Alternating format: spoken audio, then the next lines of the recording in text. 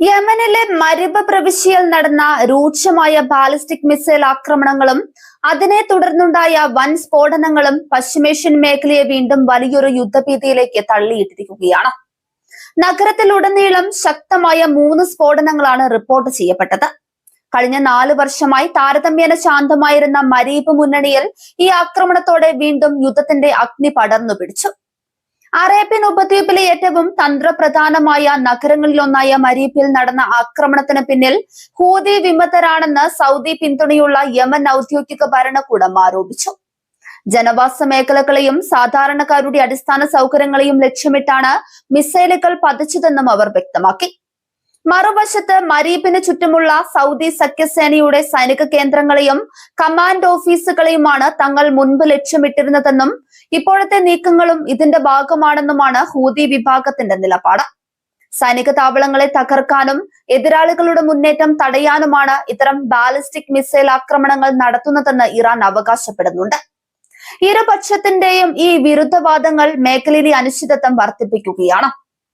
കഴിഞ്ഞ 4 വർഷത്തോളമായി മരീബ് മേഖലയിൽ വലിയ തോതിലുള്ള ഏറ്റുമുട്ടലുകൾ നടന്നിരുന്നില്ല. ഇരു വിഭാഗങ്ങളും തമ്മിൽ നിലനിന്നിരുന്ന താൽക്കാലിക വെടിനിർത്തലും സമാധാന നീക്കങ്ങളുമാണ് ഇപ്പോൾ പൂർണ്ണമായും തകർന്നിരിക്കുന്നത്. യമനിലെ എണ്ണവാതക സമ്പന്നമായ അപൂർവ മേഖലകളിലൊന്നാണ് മരീബ് പ്രവിശ്യ. അതുകൊണ്ട് തന്നെ ഈ പ്രദേശത്തിന്റെ നിയന്ത്രണം പിടിച്ചെടുക്കുക എന്നത് ഹൂതികൾക്കും സൗദി പിന്തുണയുള്ള ഭരണകൂടത്തിനും ഒരുപോലെ നിർണായകമാണ്. സാമ്പത്തികമായും തന്ത്രപരമായും വലിയ പ്രാധാന്യമുള്ള മരീബ് കൈവശപ്പെടുത്താൻ നടക്കുന്ന പോരാട്ടം യമൻ യുദ്ധത്തിന്റെ ഭാവി തന്നെ നിർണയിക്കുന്ന ഒന്നായി മാറും. മിസൈൽ ആക്രമണത്തെ തുടർന്ന് നഗരത്തിൽ വൻ ഭീതിയാണ് പടർന്നിരിക്കുന്നത്. പെട്ടെന്നുണ്ടായ അതിശക്തമായ സ്ഫോടനങ്ങൾ കാരണം ആയിരക്കണക്കിന് സാധാരണക്കാരായ ജനങ്ങൾ സുരക്ഷിത താവളങ്ങൾ തേടി ഓടേണ്ടി വന്നു.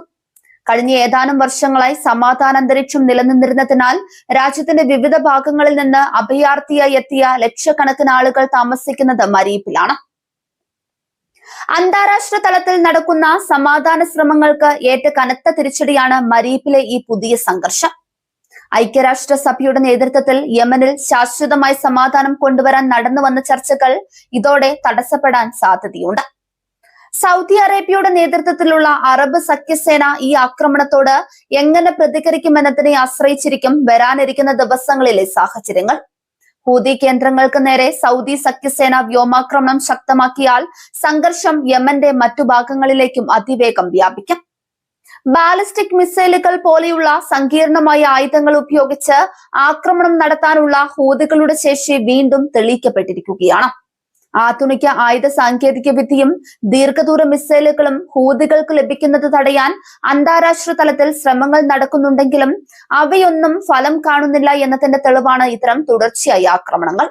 മരീബിലെ യുദ്ധം ശക്തമാക്കുന്നത് വലിയൊരു മാനുഷിക ദുരന്തത്തിന് വഴിവെക്കുമെന്ന് സന്നദ്ധ സംഘടനകൾ മുന്നറിയിപ്പ് നൽകുന്നുണ്ട്.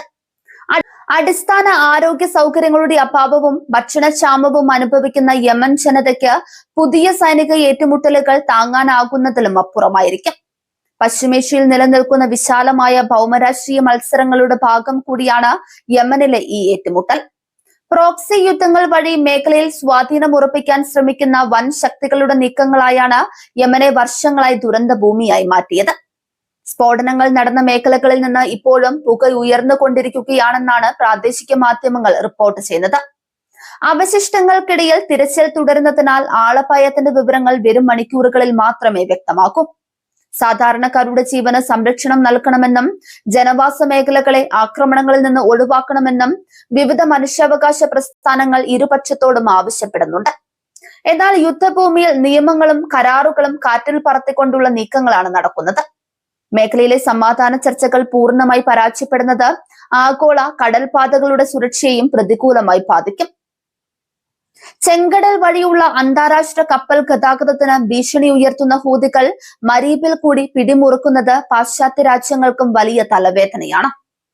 4 വർഷത്തെ നിശബ്ദതയ്ക്ക് ശേഷം മരീബിൽ മുഴങ്ങിയ സ്ഫോടന ശബ്ദങ്ങൾ യമൻ യുദ്ധത്തിന്റെ 2ാം ഘട്ടത്തിന്റെ തുടക്കമാണോ എന്ന് ലോകം ഭയപ്പെടുന്നുണ്ട്.